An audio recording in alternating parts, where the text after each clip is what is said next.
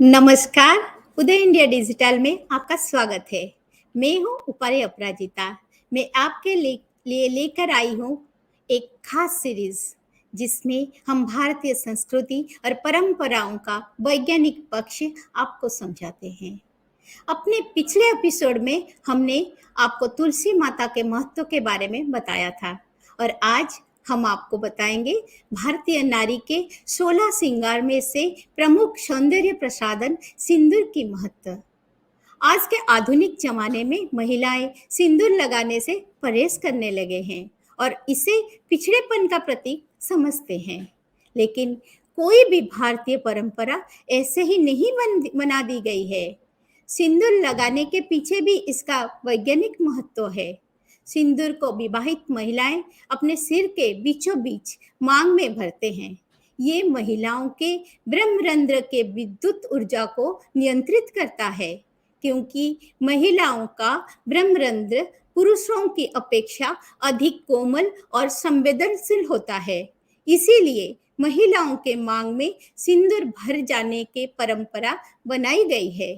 सिंदूर में प्राकृतिक रूप से पारद मौजूद होता है। शास्त्रों में पारद को भगवान शिव का वरदान कहा गया है। सिंदूर के जरिए महिलाओं के ब्रह्मरंध्र तक पहुंचा हुआ पारा उन्हें सिरदर्द, अनिद्रा और मस्तिष्क से जुड़े हुए रोगों से बचाता है।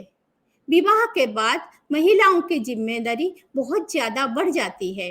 उन्हें पति और बच्चों के साथ साथ पूरे परिवार का ध्यान रखना पड़ता है। इसमें उन्हें अतिरिक्त तनाव से बचाने के लिए विवाहित महिलाओं को सिंदूर लगाने की प्रथा बनाई गई है। सिंदूर में मौजूद प्राकृतिक पारा महिलाओं को झुर्रियों से बचाता है और उनकी त्वचा अधिक समय तक युवा सुंदर बनी रहती है। सिंदूर लगाने वाली महिलाएं अकाल मृत्यु के भय से भी बची रहते हैं। सनातन शास्त्रों में कहा गया है कि माता लक्ष्मी धरती पर स्त्री के सिंदूर लगे मस्तक पर विराजमान होते हैं। इससे परिवार में धन संपत्ति समृद्धि बनी रहती है। सिंदूर लगाने वाली महिलाओं को माता पार्वती का आशीर्वाद होता है। यह उनके पति को किसी भी संकट से बचाकर रखता है और अकाल मृत्यु को भी टाल देता है। लेकिन सिंदूर लगाने वाली महिलाओं को एक बात का ध्यान रखना चाहिए कि वो हमेशा प्राकृतिक सिंदूर प्रयोग करें। आजकल बाजार में कई तरह की नकली सिंदूर मिलते हैं जो कि फायदे के जगह नुकसान पहुंचा देते हैं। आप घर में भी सिंदूर बना सकते हैं।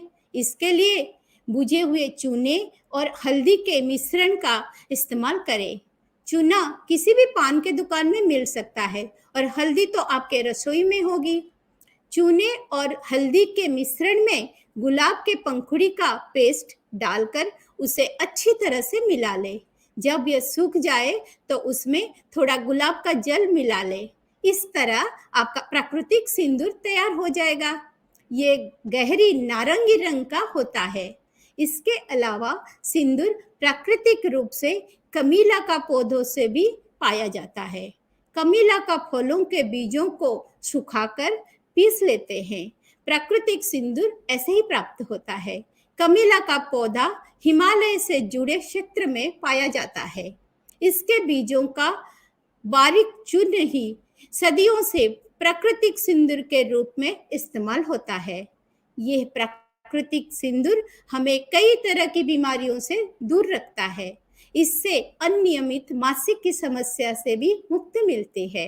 इसके अतिरिक्त ये मनो मस्तिष्क को शांत बनाए रखता है।